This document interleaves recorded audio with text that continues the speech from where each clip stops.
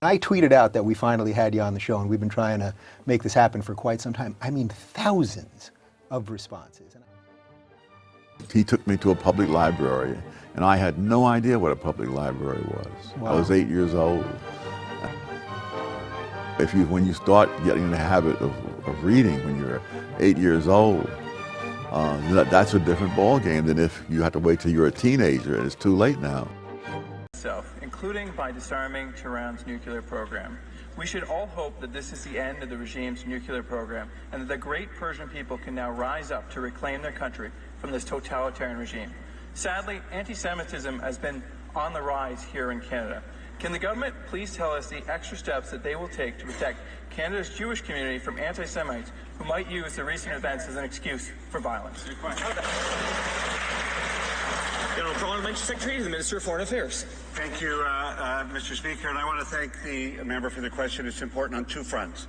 It's important to remember always that Israel has the right to defend itself. Israel has the right to continue to make sure that it is safe and secure. At the same time, this government is committed to take action against the scourge that is anti-Semitism every day in our world. We will continue to stand up and defend Jews in this community to make sure they're safe. Thank you. Member for Northumberland Clark. In the Auditor General's scathing report on Tuesday, we learned the Liberals failed to put in place the necessary safety, procedures, and controls to safeguard Canadian taxpayers' dollars. The result? $64 million to ArriveScan's primary contractor, GC Strategies. Canadians work so hard for their money, Mr. Speaker. When will that money be returned? Will everyone in this House vote with Conservative to get Canadians' money back? Parliamentary Secretary to the Minister of Finance. Thank you, Mr. Speaker, and we thank the Auditor General for her work. Obviously, we can all agree in this House that misconduct of any kind in our procurement processes is completely unacceptable. It's notable that we've terminated all contracts and suspended security clearance for GC Strategies. An investigation and assessment were undertaken, and GC Strategies was deemed ineligible from receiving government contracts for 7 years. This matter has been referred to the RCMP, and legal matter is ongoing. Member for Northumberland Clark. We hear those same talking points over and over again. However, the only guarantee that we can have that taxpayer dollars will actually be protected is a change in leadership. Liberals keep getting rich, Canadians keep getting the tax bill, and why, on all heavens, was the ministers promoted instead of fired? Secretary to the Minister of Finance. I know all of us can agree in this House that misconduct of any kind in our procurement processes is completely unacceptable. That's why our government has acted on this matter. An investigation was undertaken by OSIC. The company in question has been deemed ineligible for receiving any federal government contracts for 7 years, and the matter has been referred to the RCMP, and legal action is ongoing.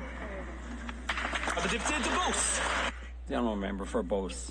Mr. Speaker, this week the Auditor General released a scathing report on ArriveCan's primary contractor, GC Strategies. This company, with only 2 employees and currently under investigation by the RCMP, got a staggering $64 million from the Liberals. And worse, we don't even know if they did any work. The Conservatives have introduced a motion to ban this company for life. Will all members of this House vote to get Canadian taxpayers' money back? Well, Mr. Speaker, I'm more than happy to repeat this as many times as the members opposite would like me to. Our government has taken a firm stance on this matter and said that any misconduct of any kind within our procurement processes is completely unacceptable. We have made improvements in the integrity of the system based on the Auditor General's report and recommendations.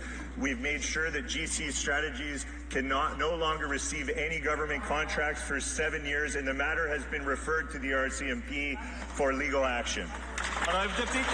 The honourable member for Beauce. Mr. Speaker, we're asking for a lifetime ban, not 7 years. The budget was $80,000 and the actual cost was $64 million, paid to only 2 people. That's 800 times the budget. It makes no sense. It's the taxpayers of both and Canada who have been stuck with the bill. Why, with the Liberals, are politicians rewarded instead of being punished? The honourable member. Mr. Speaker, I know that all of us in this House can agree on one thing, which is that the integrity of our procurement processes is of utmost importance. It's taxpayers' money that's in question, and we take that matter very seriously. We have conducted an investigation through the Office of Supplier Integrity and Compliance. They deemed GC Strategies as ineligible to receive any federal government contracts for 7 years, and we referred this matter to the RCMP for legal action. The honourable member for both. Another question with no real answer. What would happen if a Canadian family blew over its budget by 800 times? It would go bankrupt. What would happen if a private company executive blew over his budget by 800 times? He'd be fired. So why do we accept that Ottawa spends Canadian taxpayers' money like this with no concrete results? The families of both deserve better, Mr. Speaker. Will the Liberals vote for our motion to permanently strike GC Strategies from the list? Yes or no? Mr. Speaker, misconduct of any kind in our procurement process is completely unacceptable. That's why we are making changes to ensure the integrity of our system. We have made sure that GC Strategies has been terminated from all contracts, that they have been suspended, their security clearance has been suspended, and the investigation of OSIC has deemed them ineligible for any federal government contracts for 7 years. The matter has been referred to the RCMP and legal action is underway. The honourable member for Belleuil-Chambly. Mr. Speaker, the Fisheries Act, the Indian Act, the Navigable Waterways Act, the Official Languages Act, the Income Tax Act, the Labour Code, all the rules and regulations would, under C5, would allow the minister to arbitrarily suspend the operation of those acts. And doesn't our system at least deserve to be seriously studied in committee? The Honourable Minister. Mr. Speaker, the Bloc leader knows full well we've just completed an election campaign where the Prime Minister and leader of our party asked Canadians for a clear mandate to accelerate projects of national interest. That's precisely what this bill before the House will provide for. However, it's not true to say that we will slacken our environmental assessments or our consultations with Indigenous peoples. We're going to do precisely what we said we would do. The honourable member for Belleuil-Chambly. That's what the legislation says. Mr. Speaker, Quebecers, in my view, with all due respect, voted out of fear of the Conservatives' platform. Now the Liberal Party is taking the Conservative platform and implementing it. That is not why Quebecers voted for them. All of us here want to work. I assume we all do. We want to do our jobs seriously and completely. We want to look at how this is going to affect our system. The Honourable Minister. I'm just going to pause it for a second because, sorry, I just paused it for a second because, hey, there definitely is a push by politicians to push this through without debate, and I don't think they're a minority government and outstanding circumstances from Trump, and I just believe that they're making their own issues down the road by not giving proper debate and answering the questions to the satisfaction or dissatisfaction of those that are against pushing it through. We've already have Native American groups, which is about 5% of the population, having issue with it. Quebec, I believe, will have issues with it when they're starting to hear from over and over and over pipelines and don't listen to the premiers, like trying to bully Ebby from BC. That's just my thinking. I think you need to air the debate in the public sphere, not some secret backroom deal.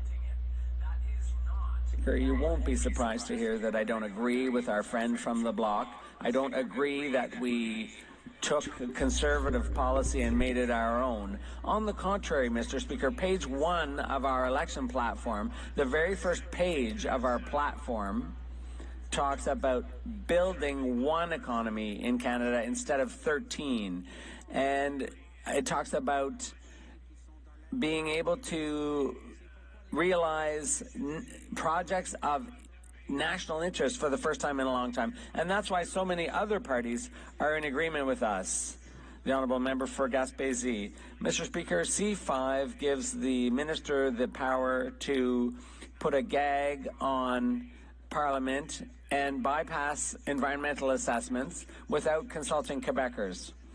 It allows for ministers. The Prime Minister has appointed ministers without mandate letters that clearly set out what needs to be done. So there's no debate here, no transparency, and as little accountability as possible. Do the Liberals actually think this is what Quebecers expect of a minority government? Minister. The Honourable Minister. Monsieur le Président. Mr. Speaker, I find that our bloc colleagues are missing our former Prime Minister, Justin Trudeau. I think it's important to point that out. So, on the contrary, Mr. Speaker, what we've put before Parliament is a bill that would allow the Government of Canada, in partnership with the provinces and territories and Indigenous peoples, it would allow us to build major projects that will move the Canadian economy forward. We're talking about important developments in renewable energies. That's what Canadians expect from this Parliament. Don't forget to like, dislike, subscribe, and comment. Safe Space Cafe. And always, have a good day.